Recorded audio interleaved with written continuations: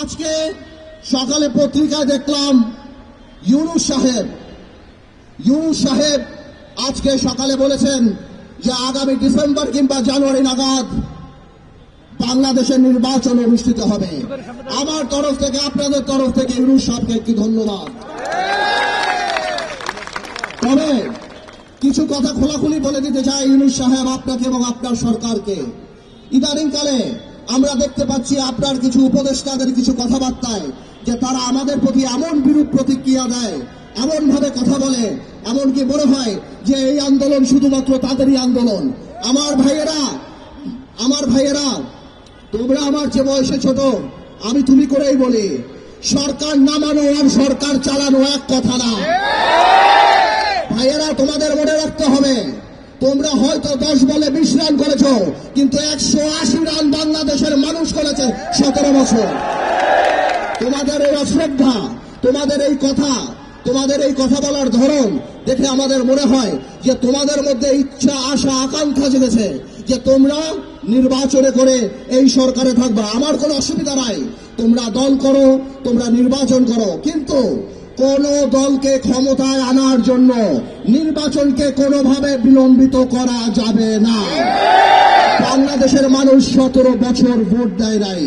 আমরা জনগণের কথা বলি, তোমরা যদি কোনোভাবেও এই সরকারকে প্রভাবিত করার চেষ্টা করো নির্বাচন বিলম্বিত করার জন্য, তাহলে মনে রাখতে হবে যে তোমরা সাধারণ মানুষের বিরুদ্ধে অবস্থান করছো।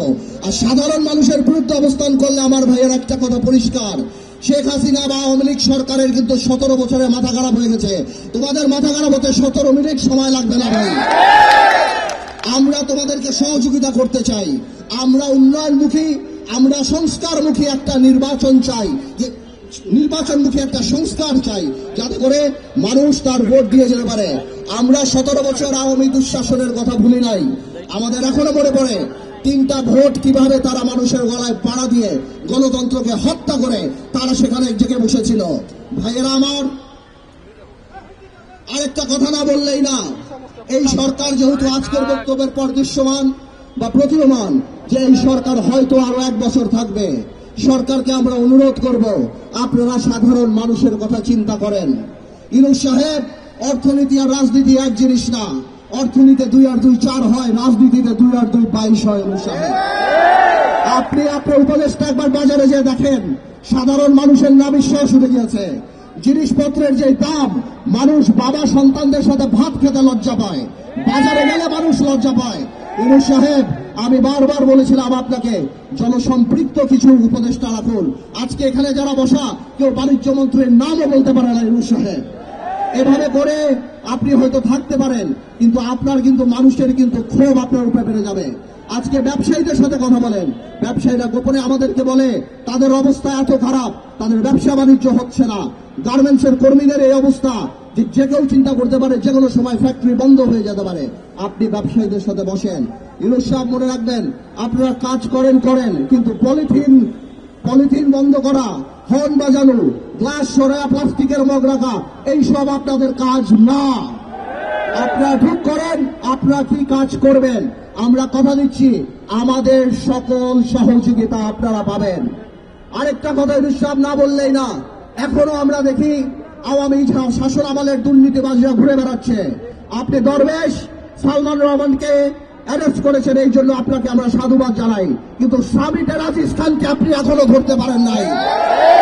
আপনি এসালামের মতো মানুষকে এখনো ধরতে পারেন নাই। আমরা শুনি তারা নাকি বীর দর্পণে বিদেশে ঘুরে বেড়ায়। আপনি এখানে আসছেন, সারা বাংলাদেশে, সারা পৃথিবীতে 8-10টা মানুষ থাকলেও আপনার প্রোফাইল সবচেয়ে বড়। আপনি সেটা ব্যবহার করেন, তাদেরকে দেশে নিয়ে আসেন। বাংলাদেশের মানুষ দেখতে চায় এই অর্থনৈতিক রাষ্ট্রদ্রোহিতা যাদের, তাদের বাংলাদেশের মাটিতে ফাঁসি হচ্ছে। যারা বাংলাদেশের মানুষের লক্ষ কোটি টাকা চুরি করে বিদেশে পাচার করছে, আর এই দেশের মানুষ ব্যাংকে টাকা উঠাতে পারবে নাকি সেই নিয়ে চিন্তিত থাকে, তাদের বিচার করতে হবে। এখনো যারা পালিয়ে গিয়েছে, ইউনূস সাহেব, আমি জিজ্ঞেস করতে চাই, কেন তাদের সম্পত্তি আপনি ক্রয় করছেন না? কেন তাদের এখানকার যে স্থাবর সম্পত্তি সেগুলি আপনারা নিয়ে যাচ্ছেন না? প্রিয় ভাইয়েরা বোনেরা, আমি কথা বললে আরো অনেক কিছু বলতে পারি, তবে আমি কথা এতটুকুই বলতে চাই, আমরা চাই ইউনূস সরকার সফল হোক।